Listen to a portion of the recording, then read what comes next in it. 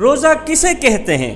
عبادت کی نیت سے اللہ کی رضا کے لیے صبح صادق سے لے کر غروب آفتاب تک کھانے پینے اور جماعت سے رکے رہنے کا نام روزہ ہے۔ جب رمضان المبارک کا مہینہ شروع ہوتا ہے تو ہر رات میں ایک پکارنے والا پکارتا ہے، ایک آواز دینے والا آواز دیتا ہے کہ اے خیر کے چاہنے والے آگے بڑھ، اے خیر کے چاہنے والے تو آگے بڑھ، اللہ تیرا بھلا کرے، تجھے کامیابی ملے، اور اے شر کے چاہنے والے پیچھے ہٹ جا، اے شر کے چاہنے والے پیچھے ہٹ جا، نہیں ہٹے گا تو تباہ و برباد ہو جائے گا۔ رمضان المبارک کی برکت سے اللہ تعالیٰ بے حساب لوگوں کو دوزخ سے نجات عطا فرماتا ہے، چھٹکارا نصیب فرماتا ہے، خلاصی نصیب فرماتا ہے۔ رمضان المبارک کے مہینے میں اللہ تعالیٰ بندوں پر نظر خاص فرماتا ہے۔ اس ماہ کی برکت سے اللہ تعالیٰ مومن کا رزق بڑھا دیتا ہے، اللہ تعالیٰ سخی کا رزق بڑھا دیتا ہے۔ رمضان المبارک کا پہلا اشرا رحمت، دوسرا اشرا مغفرت، تیسرا اشرا دوزخ سے چھٹکارے کا ذریعہ۔ رمضان المبارک کا مہینہ ایک ایسا مہینہ ہے، اس مہینے میں اللہ تعالیٰ آسمان سے زمین پر ایک خاص تجلی فرماتا ہے، ہر رات میں ایک خاص تجلی فرماتا ہے۔ اللہ تعالیٰ ہر بندے کو کرم کی نگاہ سے دیکھتا ہے، رحمت کی نگاہ سے دیکھتا ہے۔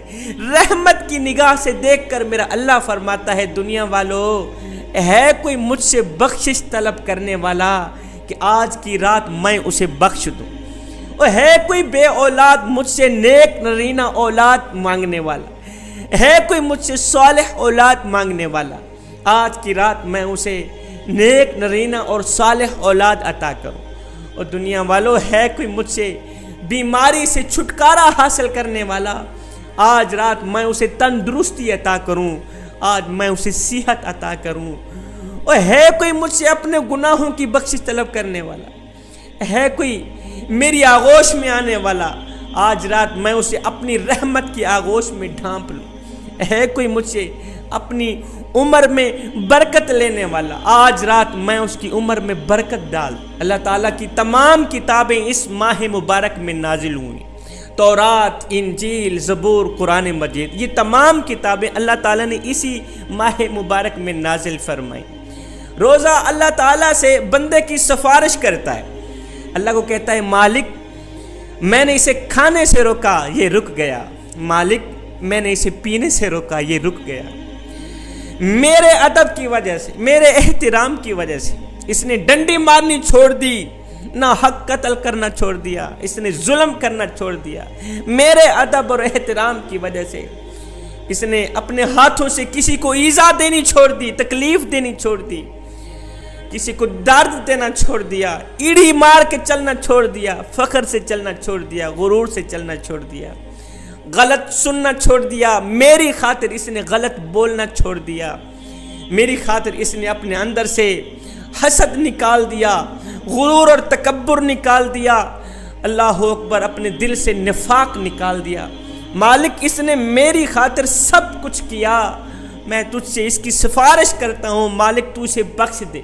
میرا اللہ روزے کی سفارش قبول فرماتا ہے، روزے کی دعا قبول فرما کر جب رمضان المبارک کی آخری رات آتی ہے تو میرا اللہ فرماتا ہے روزے دارو، اللہ رسول کے پیارو، مبارک ہو، میں نے تم سب کو بخش دیا ہے، تمہارے تمام گناہ بخش دیے گئے ہیں۔ روزے دار کے لیے سحری سے افطاری تک مچھلیاں بھی روزے دار کی بخشش کے لیے دعائیں مانگتی رہتی ہیں، مچھلیاں، چرند پرند، چیونٹیاں بھی روزے دار کی بخشش کے لیے دعائیں مانگتے رہتے ہیں۔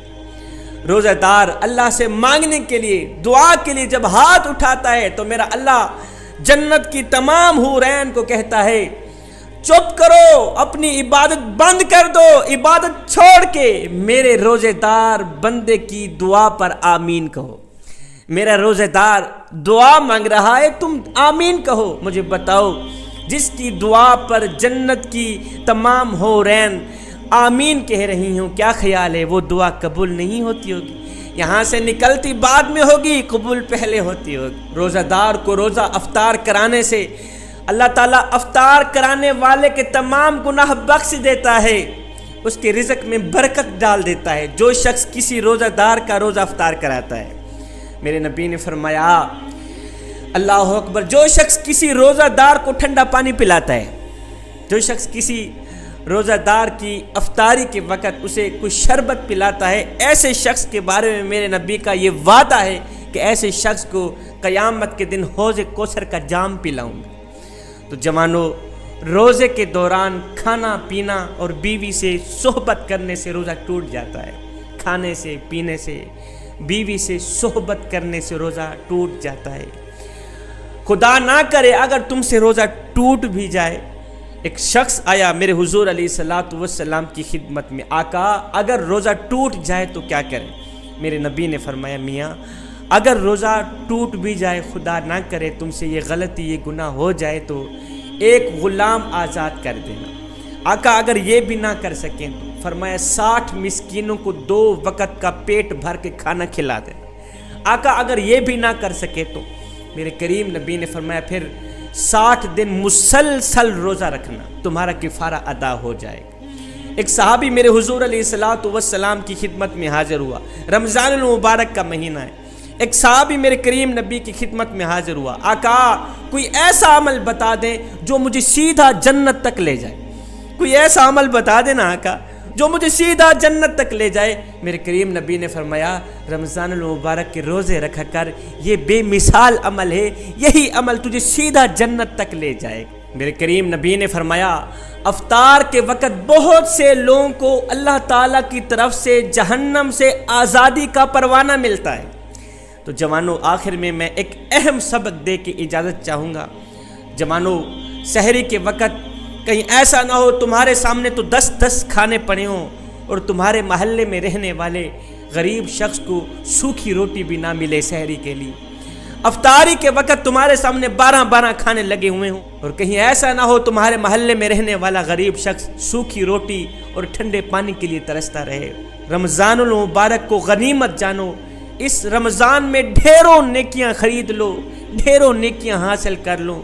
محلے میں غریبوں کی مدد کرو، ان لاوارث بچوں کی مدد کرو جن کا تمہارے سوا مدد کرنے والا اور کوئی نہیں ہے۔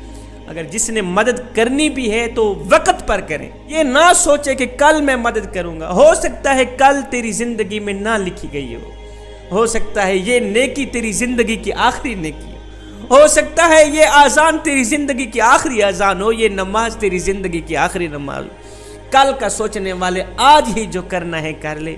میرے کریم نبی نے دشمنوں کے سروں پر شفقت بھرا ہاتھ رکھا ہے۔ میرے نبی کے دروازے پر اگر کوئی دشمن آیا ہے، دشمن کے سروں پر بھی میرے کریم نبی نے شفقت بھرا ہاتھ رکھا ہے۔ ہم نے تو اپنوں کے سروں پر بھی شفقت بھرا ہاتھ نہ رکھا۔ مجھے ایک واقعہ یاد آ گیا۔ ایک یہودی بچہ تھا، میرے نبی کی خدمت کیا کرتا تھا۔ وہ خدمت کیا تھی؟ میرے نبی جب بھی مسجد نبوی میں داخل ہوتے، جب بھی اپنی نالین مبارک اتارتے، جوتا مبارک اتارتے، تو یہ یہودی بچہ دوڑ کر میرے نبی کے جوتے کو ادباً احتراماً اٹھا کے چوم کے ایک سائڈ پہ رکھ دیتا تھا، پھر میرے نبی کے جوتے کی رکھوالی کیا کرتا تھا۔